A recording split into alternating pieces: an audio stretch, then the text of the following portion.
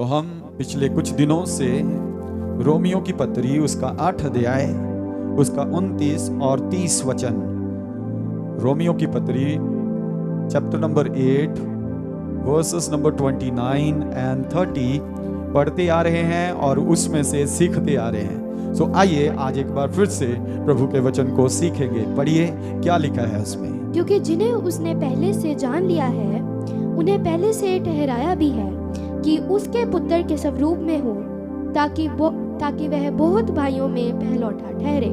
फिर जिन्हें उसने पहले से ठहराया उन्हें बुलाया भी, और जिन्हें बुलाया उन्हें धर्मी भी ठहराया है। आमीन, हालेलुया, हालेलुया। प्रभु इस वचन के पढ़े और सुने जाने पर बड़ी पहली बात सीखी थी, इन वचनों में से परमेश्वर हमें पहले से जानता है। फिर दूसरी बात हमने सीखी कि परमेश्वर ने हमें ठहराया है कि हम उसके पुत्र प्रभु यीशु मसीह के स्वरूप में बदल जाएं। तीसरी बात हम सीख रहे थे पिछले सप्ताह कि जिन्हें उसने ठहराया है उन्हें उसने बुलाया है। तो बुलाहट के बारे में हम पिछले सप्ताह सीख रहे थे और हमने एक एग्जाम्पल देखी थी अब्राहम के जीवन के विषय में। अब्राहम को परमेश्वर ने बुलाया, तो अब्राहम की बुलाहट क्या थी, उसकी बुलाहट कैसी थी। तो हमने उस वचन पर मनन किया कि अब्राहम को जब परमेश्वर ने बुलाया, उत्पत्ति की पुस्तक 12 अध्याय उसका 1 वचन और उसका 4 वचन क्या लिखा था। यहोवा ने अब्राहम से कहा, यहोवा ने अब्राहम से कहा अपने देश और अपने कुटुंबियों को और अपने पिता के घर को छोड़कर उस देश में चला जा जो मैं तुझे दिखाऊंगा। बस उस देश को जाना है जिसे तू जानता नहीं है, उस देश को जाना है जो देश तूने अभी तक कभी देखा नहीं है, उस देश को जाना है जो देश अभी मैं तुझे दिखाने वाला हूं। समझ आ गई? ये बुलाहट थी उसकी। सही है, अब्राहम को बुलाया गया। फिर 4 वचन, यहोवा के इस वचन के अनुसार, यहोवा के इसी वचन के अनुसार अब्राहम चला। बस यहां तक हमने पढ़ा था। यहोवा के इसी वचन के अनुसार अब्राहम चला। So Abraham was obedient to God's voice, to God's call. Abraham परमेश्वर ने जो बुलाहट उसे दी, अब्राहम जो परमेश्वर ने उसे पुकार दी, उसके प्रति क्या हो गया? आज्ञाकारी हो गया। क्या हो गया? लिखा उसी के अनुसार वो चला, ना दाएं ना बाएं, उसी के अनुसार। जो बुलाहट उसे मिल गई उस बुलाहट के अनुसार वो चल पड़ा। परमेश्वर की स्तुति हो। अब्राहम को बुलाया गया था आज्ञाकारी होने के लिए। शायद मैंने आपको यह वचन बताया था कि जो पाप आदम और हवा ने किया, वो पाप क्या था? अनाज्ञाकारिता। क्या थी? अनाज्ञाकारिता। परमेश्वर की आवाज को अनसुना कर दिया, परमेश्वर की आज्ञा को ना माना, परमेश्वर ने जो उसे जैसे चलने के लिए कहा था वैसे नहीं चला, अपनी मर्जी से चला, अपने मन की मर्जी उसने की। लेकिन अब्राहम के विषय में लिखा है जैसा परमेश्वर ने उसे कहा उसी अनुसार वो चला। लेकिन आदम को जैसा परमेश्वर ने कहा वह उसके उलट हो गया, उसने आज्ञा को तोड़ दिया। आज मुझे और आपको भी एक बुलाहट दी जा रही है। क्या दी जा रही है? बुलाहट दी जा रही है। और यह बुलाहट क्या है?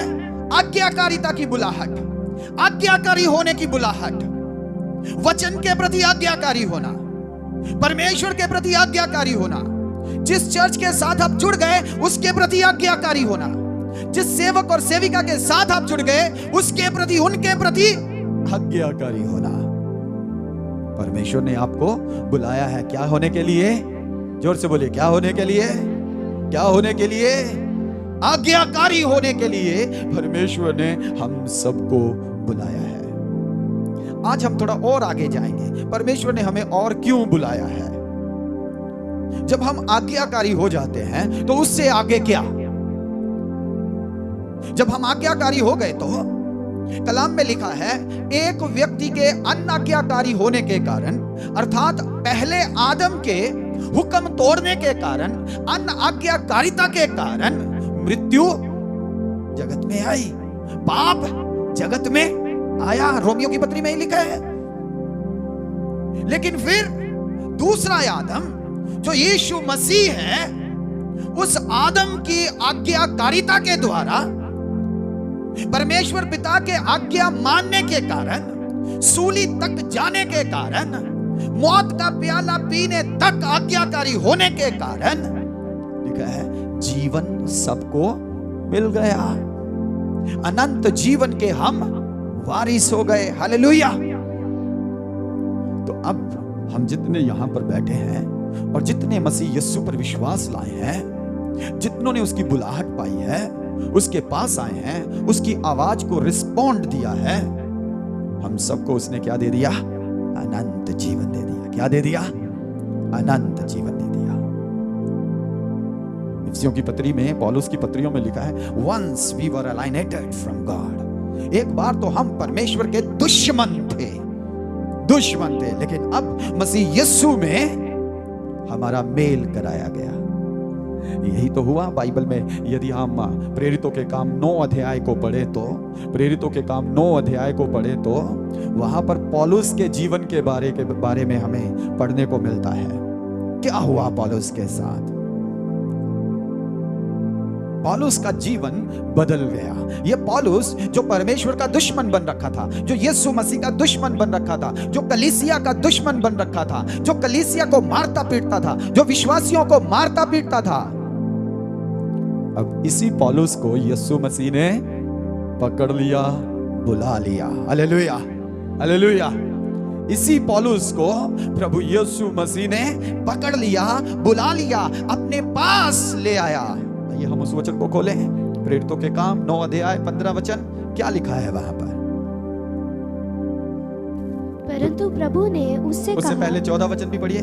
और यहाँ भी इसको प्रधान याजकों की ओर से अधिकार मिला है कि जो लोग तेरा नाम लेते हैं, उसको मारने के लिए, पीटने के लिए, बंदी गृह में डालने के लिए ये महायाजकों से अधिकार पाकर यहाँ पर दमस्कस में आया है। जी, उन सब को बांध ले। परंतु प्रभु प्रभु यीशु ने उससे कहा, तू चला जा, क्योंकि वह तो अन्य जातियों और राजाओं और इस्राएलियों के सामने मेरा नाम प्रकट करने के लिए मेरा चुना हुआ, मेरा बुलाया हुआ बर्तन है। आमीन, आमीन, हालेलुया, हालेलुया। आज यहाँ पर दोपहर के वक्त वह आपके लिए भी कुछ ऐसा ही कहता है, कोमल मेरा चुना हुआ, बुलाया हुआ पात्र है, बर्तन है। कहता है सीमा मेरा चुना हुआ, मेरा बुलाया हुआ पात्र है, बर्तन है। सोनू मेरा चुना हुआ, मेरा बुलाया हुआ बर्तन है। गुरसेवक मेरा चुना हुआ, मेरा बुलाया हुआ बर्तन है। वो आज दोपहर के वक्त आपका नाम लेकर आपको बुला रहा है और कहता है तू मेरा चुना हुआ बर्तन है, जो क्या करेगा? जो अन्य जातियों के बीच में मेरी गवाही देगा, जो अन्य जातियों के बीच में मेरी गवाही देगा, मेरा सुसमाचार बांटेगा। हालेलुया। तो यहां पर पौलुस को बुलाया गया इसलिए कि वो मसीह की खुशखबरी दूसरों के पास लेकर जाए। वहां पर अब्राहम को बुलाया गया कि वह परमेश्वर के सन्मुख आज्ञाकारिता दिखाए। यहां पर पौलुस को कि वह अन्य जातियों में जाए। अन्य जातियों का मतलब जो लोग अभी मसीह को जानते नहीं है, जिन लोगों ने अभी यीशु मसीह को जाना नहीं, ग्रहण नहीं किया, विश्वास नहीं लाए, ईमान नहीं लाए, उन लोगों के बीच में जाए और उन्हें खुशखबरी का पैगाम सुनाए।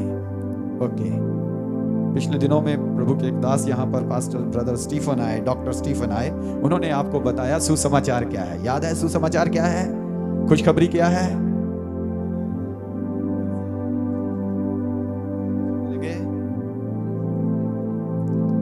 प्रभु यीशु मसीह हमारे पापों के लिए मर गए और गाड़े गए, तीसरे दिन मुर्दों में से जी उठे, उन्हें छोड़ कोई और उद्धार करता। आमेन, हालेलुया, हालेलुया। जोर से, जोर से, जोर से। यस, यही खुशखबरी है, यही खुशखबरी है, यही खुशखबरी है जिसे सुनाने के लिए परमेश्वर ने चेलों को बुलाया, जिन्हें सुनाने के लिए प्रभु यीशु ने पौलुस को बुलाया, जिसे सुनाने के लिए प्रभु यीशु ने भाई राजकुमार मट्टू को बुलाया, भाई थॉमस को बुलाया, भाई विजय को बुलाया, भाई राजेंद्र को बुलाया, भाई अशोक को बुलाया। यही खुशखबरी सुनाने के लिए बहन जीना को परमेश्वर ने बुलाया। यही खुशखबरी सुनाने के लिए परमेश्वर ने बेटी शिफा को बुलाया। क्या खुशखबरी?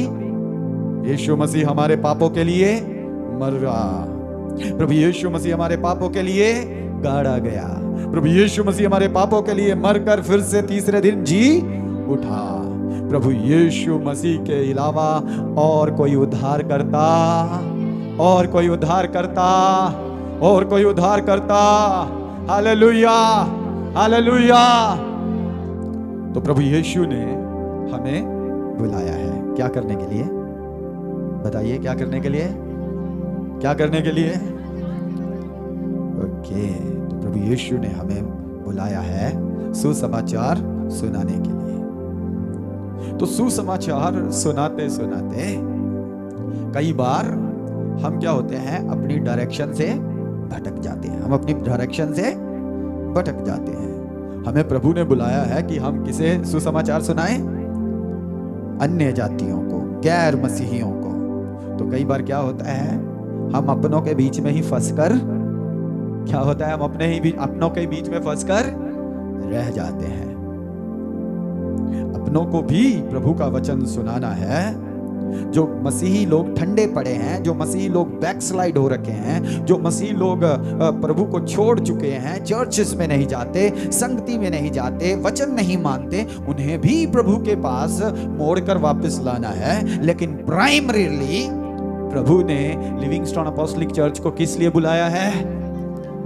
अन्य जातियों के बीच में जाकर सुसमाचार बांटने के लिए। और मैं हमेशा कहता हूं, मुझे अभी ये दिखता नहीं पूरी तरह, लेकिन फिर भी मैं हमेशा इस बात को कन्फेस करता हूं, और आज भी आपके बीच में इस बात को अंगीकार करता हूं, कन्फेस करता हूं कि लिविंगस्टोन अपोस्टलिक चर्च एक मिशनरी चर्च है। लिविंगस्टोन अपोस्टलिक चर्च एक सुसमाचार प्रचार बांटने वाली कलीसिया है। और बहुत जल्द यहां से बहुत सारे मिशनरीज, बहुत सारे एवेंजलिस्ट तैयार होकर सुसमाचार की सेवकाई के लिए बाहर निकलेंगे। ये मेरा विश्वास है। प्रभु यहां पर आपको तैयार कर रहा है। तो पौलुस को बुलाया गया सुसमाचार बांटने के लिए। इसके साथ एक और वचन है जो मैं चाहता हूं हम पढ़ें। प्रेरितों के काम 16 अध्याय 9 वचन। प्रेरितों के काम 16 अध्याय उसका 9 वचन।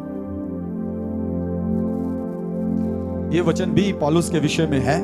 एक जगह वो प्रचार कर रहा है, लेकिन यहाँ पर दूसरी जगह जाने के लिए उसे कहा जा रहा है। जी, वहाँ पौलुस ने रात को एक दर्शन देखा। वहाँ पौलुस ने रात को एक दर्शन देखा कि एक मकदूनी पुरुष खड़ा हुआ, कि एक मकदूनी पुरुष खड़ा हुआ है, उससे विनती करके कह रहा है, और उससे विनती करके कह रहा है, पार उतरकर मकदूनिया में, पार उतरकर मकदूनिया में आ और हमारी सहायता कर, और हमारी सहायता कर। Hallelujah, hallelujah.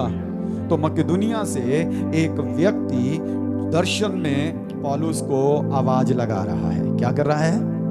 दर्शन में एक व्यक्ति, मकदूनिया का एक व्यक्ति पौलुस को दर्शन में आकर आवाज लगा रहा है, हमारे पास आ। पढ़ना इस वचन को दोबारा से, क्या लिखा है? वहाँ पौलुस ने रात को एक दर्शन देखा। हाँ, वहाँ पौलुस ने रात को एक दर्शन देखा कि एक मकदूनी पुरुष, कि एक मकदूनी पुरुष खड़ा हुआ, उससे विनती करके, खड़ा हुआ, उससे विनती करके कहता है। कैसे कहता है? कैसे कहता है? विनती करके। एक पुरुष विनती कर रहा है, एक पुरुष विनती कर रहा है, इल्तिजा कर रहा है, हाथ जोड़ रहा है दर्शन में आकर कि तू क्या कर, हमारे पास आजा, हमारे पास आजा। हम नाश हुए जा रहे हैं, हम मरते चले जा रहे हैं, हमें आकर बचा ले, हमें आकर बचा ले। प्रियजनों, कल दिसंबर का महीना शुरू हो रहा है और ये हमारे लिए एक बहुत बड़ी बुलाहट है, ये हमारे लिए एक बहुत बड़ा रिमाइंडर है। प्रभु यीशु मसीह इस दुनिया में इसीलिए आया कि जो पापी गुनाहगार हैं वे बचाए जाएं, और कलीसिया को भी यही मिशन सौंपा गया। कलीसिया को भी जो काम यीशु ने शुरू किया था वो सौंप के गया कि कलीसिया भी आगे जाए और जो नाश हो रहे हैं, जो तबाह हो रहे हैं, उनके पास जाकर उन्हें बचाए। Hallelujah, hallelujah, hallelujah. यहाँ पर पौलुस को मकिदुनी के एक व्यक्ति उसको दर्शन दे रहा है। Macedonian man, he is coming into his vision and he is calling him, come and save us, come and save us। आ हमारे पास, हमें बचा ले, आ हमारे पास। आज भी आपके गांव के लोग आपको दुहाई दे रहे हैं, कहीं वो अंदर बैठे हुए, कहीं वो अपने कमरे में बैठे हुए, कहीं वो अपने घर में बैठे हुए, वो कह रहे हैं हमें कौन बचाएगा, हम तो ऐसे ही नाश हो जाएंगे, मेरा पति तो ऐसे ही नशे में मर जाएगा, मेरी बीवी तो ऐसे ही बीमारी में मर जाएगी, मेरे बच्चे तो ऐसे ही तबाह हो जाएंगे, हम तो गरीबी में नाश हो जाएंगे, हम तो शराबों में रह जाएंगे, हम तो कर्जों में रह जाएंगे, हमें कौन बचाएगा, हमारी कौन केयर करता है। देयर आर सम पीपल, कुछ ऐसे लोग हैं जो ऐसे मन में सोच कर बैठे हुए हैं, हमारी कौन केयर करता है, हु केयर्स फॉर अस, हमारी कौन टेंशन लेता है। लेकिन मेरे जो प्रियजनों, आपको प्रभु ने उनकी टेंशन दी है, आपको प्रभु ने उनकी जिम्मेदारी दी है। आपकी गली में, आपके मोहल्ले में, आपके गांव में, आपके नगर में, आपके शहर में, आपके काम के स्थान में आपने क्या करना, क्या करना, क्या करना, खुशखबरी बांटनी है, खुशखबरी, खुशखबरी बांटनी है। If we don't preach the gospel, we are accountable।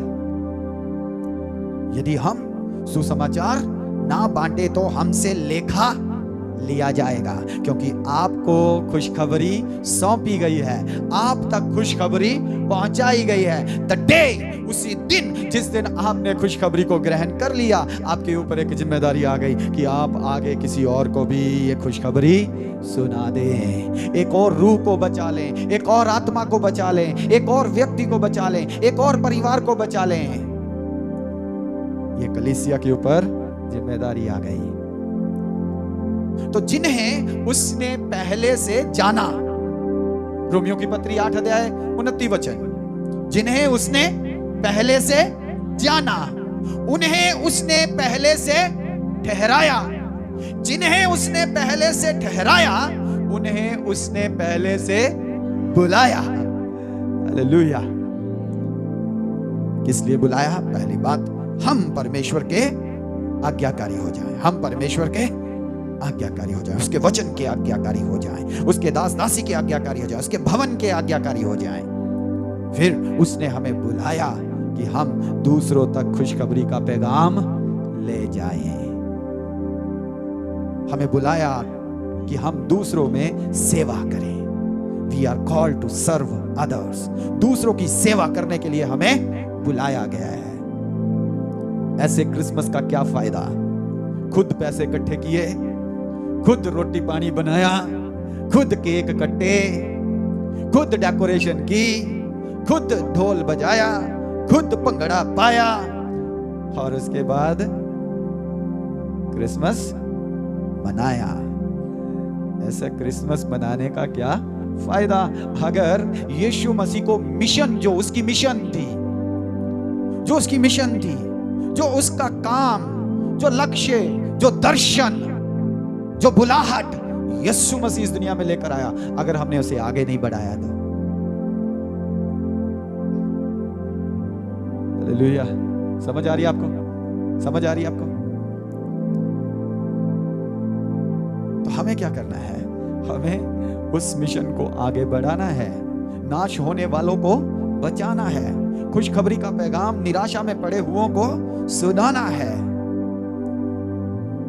उजड़े हुओं को फिर से बसाना है, तभी आपका क्रिसमस क्या हो जाएगा, सफल हो जाएगा। वरना जितना मर्जी आप भंगड़ा डाल लो, ढोल बजा लो, आपका क्रिसमस कबूल है नहीं होगा। क्या आप यीशु मसीह की खुशखबरी का पैगाम कल से किसी ना किसी व्यक्ति को सुनाना शुरू करेंगे? यीशु मसीह, दिसंबर का महीना हमारे लिए क्यों खास है? यीशु दिसंबर के महीने का पैगाम क्या है हमारे पास, क्या हम किसी को बताएंगे? कितने व्हाट्सएप चलाते हैं? व्हाट्सएप कितने चलाते हैं? मोबाइल पे व्हाट्सएप चलाते हैं पैरिस अंदर? व्हाट्सएप चलाते हैं? व्हाट्सएप ऊपर रखिए, ऊपर रखिए। हाँ, व्हाट्सएप चलाते हैं तो डेली आपने किसी ना किसी ऐसे मित्र को, भाई को, बहन को, बच्चे को, बुजुर्ग को, नौजवान को एक मैसेज भेजना है खुशखबरी का। हो सकता है पूरा महीना भेज सकते हैं आप बिना भूले। जैसे रोटी खाना नहीं भूलते ना, वैसे ही इस काम को नहीं भूलना। रोज एक संदेश, एक ही वचन लिखना, मैं आपको बना के भेजूंगा वो, ठीक है? मैं आपको बना के भेजूंगा। डेली आपने वो वचन किसी एक व्यक्ति को, थोड़ी मेहनत करो, हाँ? आपकी मेहनत क्या करेगी, दूसरे को खुशखबरी पहुंचाएगी और दूसरे का जीवन भी आपकी तरह बदल हालेलुया। और फिर हमारा क्रिसमस सफल हो, फिर हमारे यीशु मसीह का इस दुनिया में आना सफल हो। Hallelujah, hallelujah. लिखा है, जब एक पापी व्यक्ति मन फिराता है, तौबा करता है, जब एक पापी व्यक्ति अपना जीवन प्रभु यीशु को देता है, तो स्वर्ग में लाखों लाख दूत, कितने? आप एक रूह बचाएंगे तो स्वर्ग में लाखों स्वर्गदूत खुशी मनाएंगे। देखिए कितना बड़ा काम होगा ये, कि लाखों स्वर्गदूत नाचेंगे, झूमेंगे, गाएंगे, खुशी मनाएंगे, आनंद मनाएंगे कि एक और व्यक्ति, एक और खोई हुई रूह बचाई गई है, वापस लौट आई है। ये बहुत इंपॉर्टेंट है, ये बहुत अहम है कि आप किसी को प्रभु यीशु मसीह की खुशखबरी सुनाएं। खुशखबरी क्या है? प्रभु यीशु मसीह इस दुनिया में हमारे पापों के लिए आया, मर गया, फिर से गाड़ा गया, तीसरे दिन मुर्दों में से जी उठा, और उसे छोड़ कोई उद्धार करता नहीं है। ये खुशखबरी हमने सबको सुनानी है, पहुंचानी है। प्रभु हमें आज के इस वचन के द्वारा आशीषित करे, उत्साहित करे कि हम अपनी बुलाहट को पहचाने और उस बुलाहट के अनुसार दूसरों तक प्रभु का पैगाम पहुंचाएं। अपनी आंखों को बंद करें, प्रार्थना की हालत में हो जाएं, घुटनों पर आ जाएं, थोड़ी देर अपने आप को समर्पित करें।